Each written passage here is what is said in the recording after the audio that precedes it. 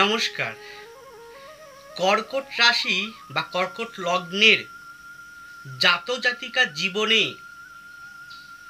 শনি গ্রহ বা শনিদেব যখন বক্র হয়ে যাবে, অর্থাৎ বক্রী হয়ে যাবে বা বক্রী গতিতে থাকবেন, তার ফলে তার প্রভাবে আপনারা কী রকম ফল লাভ করতে চলেছেন, সেই ফল কি আপনাদের ভালো না আপনাদের মন্দ, চলার পথটাকে কেমন নির্ধারণ করবে, কী রকম প্রভাবে আপনারা আগামী দিনগুলোতে চলতে পারবেন, তা একটা সঠিক দিশা এবং কিছু ক্ষেত্রে সচেতনমূলক বার্তা আজকে প্রেরণ করতে চলেছি।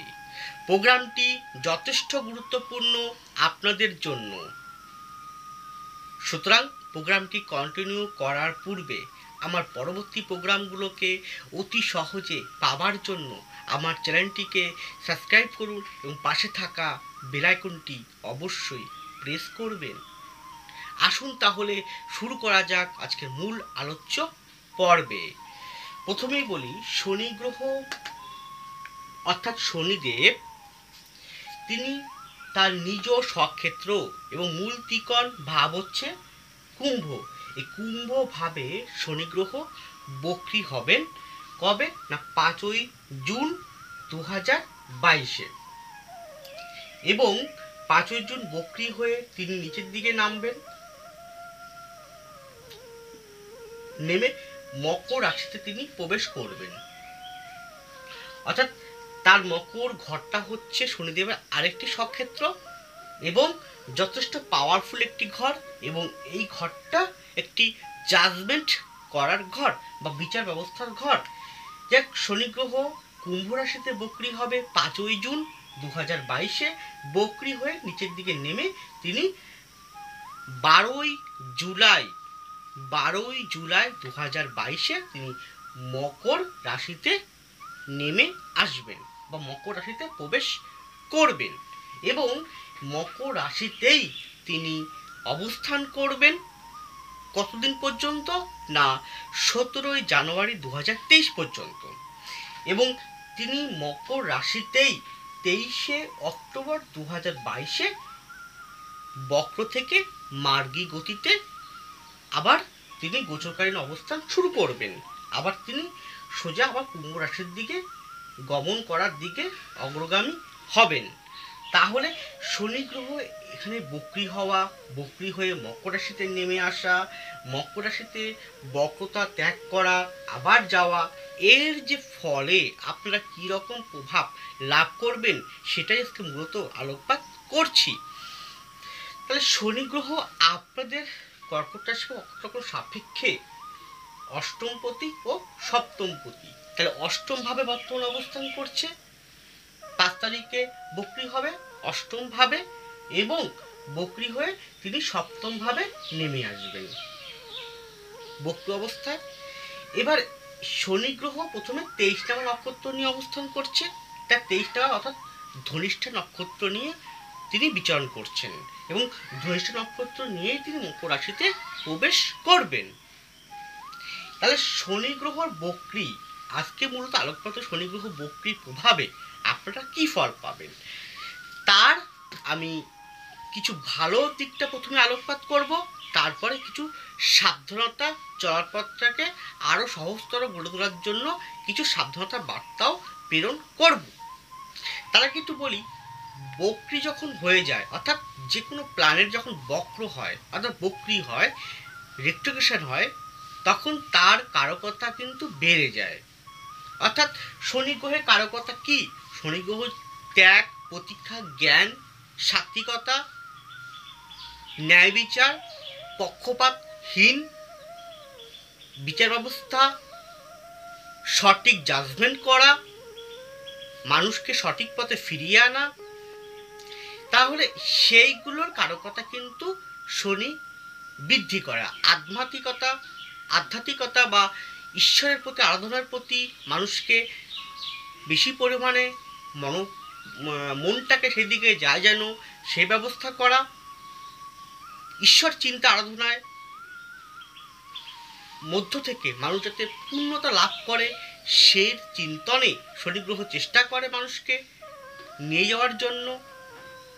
চোখের সামনে আমাদের তিনি তুলে ধরেন, জানে অজান্তে আমরা যে ভুলগুলো করেছি, যে খারাপ কাজ করেছি, সেইগুলো সংশোধন করার জন্য তিনি আমাদেরকে সেই পথটা, সংশোধনের পথ দেখিয়ে থাকেন, সঠিক পথ দেখান। এবার তার সঙ্গে শনি যে ঘরে অবস্থান করবে, অর্থাৎ কি মকর রাশিতে, সেই ঘরের কারকতাও কিন্তু ক্যাচিং করবে, তাহলে কারকতাগুলোকেও বৃদ্ধি করাবে।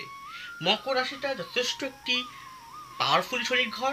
এই ঘরটা যথেষ্ট একটি জাজমেন্ট করার ঘর, বিচার ব্যবস্থার ঘর। এটি একটি জাগতিকতার জন্য কিছুটা হলেও থাকে, জাগতিক চাহিদা পাওয়ার কিছুটা অংশ কিন্তু এখানে মকরে থাকে। এবং তার সাথে এটা একটি পৃথ্বী রাশি, তাহলে শনি এই ঘর ঢুকে এই ঘরের কারকতাকে বৃদ্ধি করবে, নিজের কারকতাগুলোকে বৃদ্ধি করবে। তার সাথে যে নক্ষত্র নিয়ে পাস করছে, সেই নক্ষত্র যে অধিপতি অর্থাৎ মঙ্গলের কিছু কারকতা সে ক্যাচিং করবে, এবং ধৈর্য নক্ষত্রের কিছু কারকতা ও শনিদেব বা শনি গ্রহ বৃদ্ধি ঘটাবে। তাহলে টোটাল এর উপর ভিত্তি করে আপনারা কি ফল লাভ করবেন। প্রথমেই আসি আপনাদের ভালো দিকটা। দেখুন, আপনাদের বেস হরস্কোপে যদি শনি যথেষ্ট পজিটিভ রোল প্লে করে, কি করে বুঝবেন? শনির যে ভাবটায় বসছে আপনাদের বেস হরস্কোপে, সেই ভাবটা শনির যদি সাপোর্টিংকারী ঘর হয়, শনি যদি আপনাদের বেস হরস্কোপে তার স্বক্ষেত্রে আছে, অথবা শনি তুঙ্গক্ষেত্রে আছে। বেস হরস্কোপ বলতে ন্যাটাল হরস্কোপ হতে পারে, ভাবকুণ্ডলী হতে পারে, নবাংশ কুণ্ডলী হতে পারে, ড্রেকান হতে পারে, D10, D7, অন্যান্য ষড়বর্গ, সব জায়গাতে শনি ভালো বলবত্তা রয়েছে। তার সাথে পামে শনির ক্ষেত্রটা যথেষ্ট মজবুত এবং যথেষ্ট বেনিফিটকারী, দুর্বল নয়। তাহলে পাম এবং জন্মকুণ্ডলী যদি ভালো বলবত্তা থাকে, তাহলে আপনারা কিন্তু ভালো ফল পাবেন। কিরকম ভালো ফল পাবেন? আপনাদের ভিতরে বেশিরভাগ দেখবেন আপনাদের মনটা জ্ঞান আহরণের প্রতি ইচ্ছা প্রকাশ করছে, নতুন কিছু জানা, নতুন কিছু শেখা, নিজেকে সংশোধন করা, আত্মমন্থন করা আপনারা করতে পারবেন। অনেকটাই পজিটিভিটি আপনারা পাবেন অন্তর্মননে, এগিয়ে যাওয়ার প্রতি।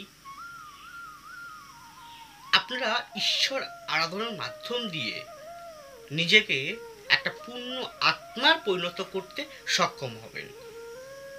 এছাড়াও আপনাদের ভিতরে একটা সৃষ্টিমূলক বিষয় অন্তর্মনে জাগরণ হবে, যেহেতু শনির একটা এখানে মকরে ঢুকে তার দশম দৃষ্টি থাকবে শুক্রের ঘরে।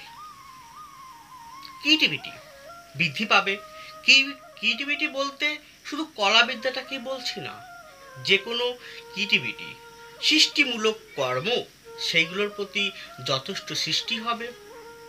আর যেহেতু অষ্টমভাবে কারগ্রহ শনি, তাহলে জীবনী শক্তি, ঊর্জাটা বৃদ্ধি ঘটবে। তার সাথে আপনাদের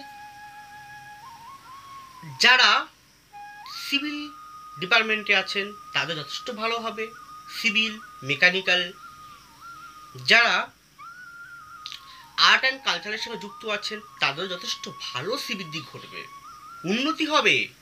এই 5ই জুন থেকে 23 অক্টোবর যথেষ্ট উন্নতি হবে। এছাড়াও যেহেতু মঙ্গলের নক্ষত্র নিয়ে অবস্থান করছে, সেই মঙ্গল কি, সেগুলো আপনাদের পঞ্চমপতি এবং আপনাদের দশমপতির অধিপতি। মঙ্গল আপনাদের পঞ্চম এবং দশমপতির অধিপতি, রাজ্যকারী প্ল্যানেটের অধিপতিকে সঙ্গে নিয়ে ভ্রমণ করছেন, অর্থাৎ যাচ্ছেন। তাহলে টেকনিক্যাল বিষয়ে যথেষ্ট ভালো উন্নতি ঘটবে। তাছাড়া ভূমি বিষয়ক আপনাদের ভালো উন্নতি করবে। আপনারা কর্মজীবনে চাকরি যে দশমপতি নক্ষত্র নিয়ে অবস্থান করছে, তাহলে কি হবে, কর্মক্ষেত্রে আপনারা আটকে থাকা কাজগুলোকে রিমুভ করে এগিয়ে যেতে পারবেন।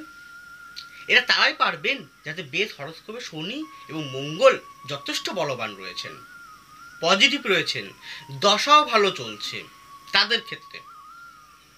তাহলে কর্মক্ষেত্রে উন্নতি হতে পারে, প্রমোশন পেতে পারেন, কর্মক্ষেত্রে এগিয়ে চলতে পারেন সুন্দরভাবে, এবং স্থানান্তর হতে পারে, আপনার স্থানান্তর হতে পারে।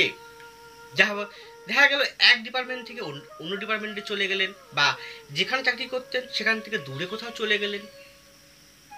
এছাড়াও প্রেম প্রীতি ভালোবাসার জায়গাটায় একটু ভালো হতে পারে।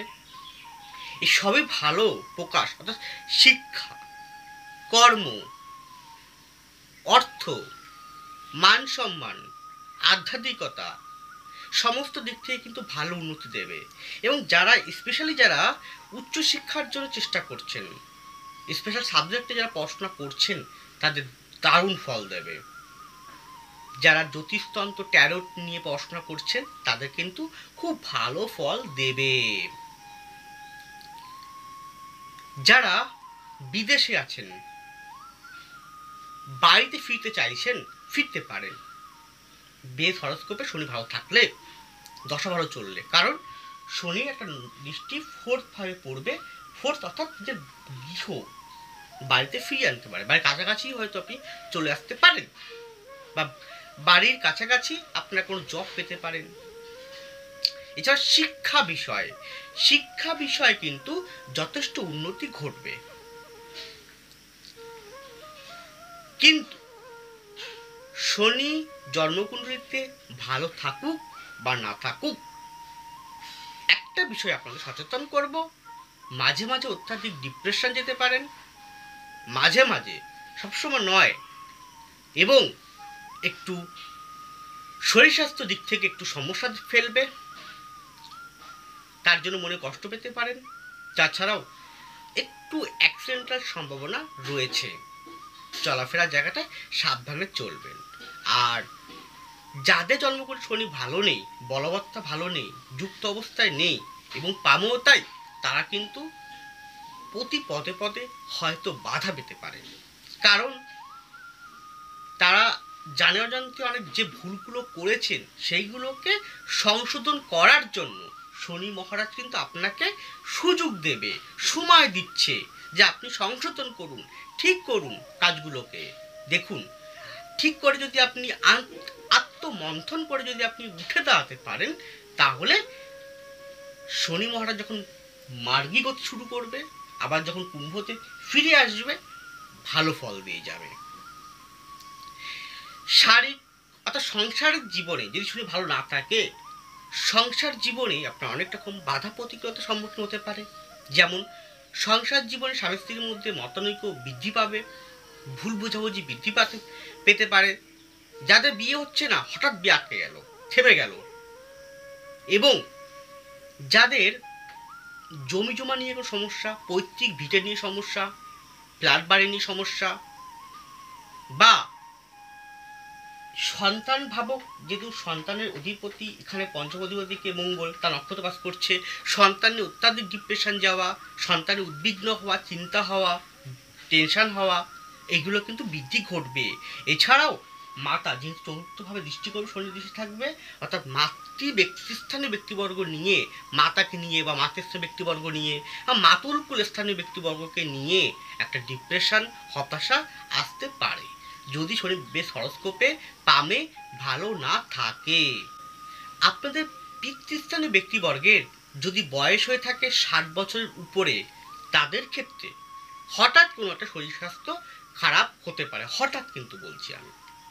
যেহেতু দশমপতি নক্ষত্র নিয়ে পাস করছে, তাহলে পিতৃস্থানীকেও, পিতৃবর্গকে, পিতাকে ইন্ডিকেট করে, এবং শনি যেহেতু অতিবৃদ্ধটাকে ইন্ডিকেট করে, রিপ্রেজেন্ট করে থাকে, সেই তুলনায় পিতা হতে পারে।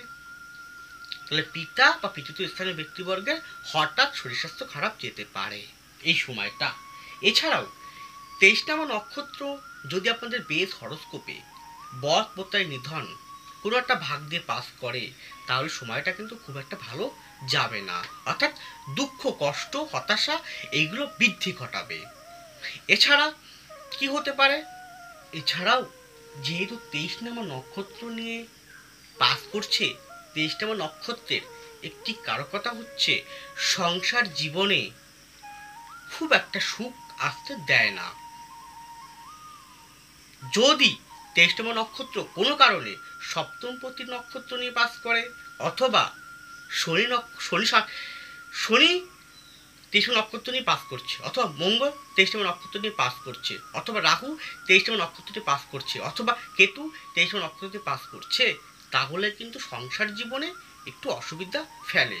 তৃতীয় ব্যক্তির জন্য অনেক রকম সমস্যা আসতে পারে। আর জমি জমা তো আছেই, তা নিয়েও সমস্যা আসতে পারে। ভাই বোন হতে পারে, জমি জমা হতে পারে, পিতামাতাকে নিয়ে হতে পারে, যে কোনো দিক থেকেই সমস্যা আসতে পারে। এই বিষয়গুলো সাবধান থাকবেন, সচেতন থাকবেন, আর আত্মমন্থন করবেন। সকলে সাবধান থাকুন, ভালো থাকুন, সুস্থ থাকুন। নমস্কার, জয় মা তারা।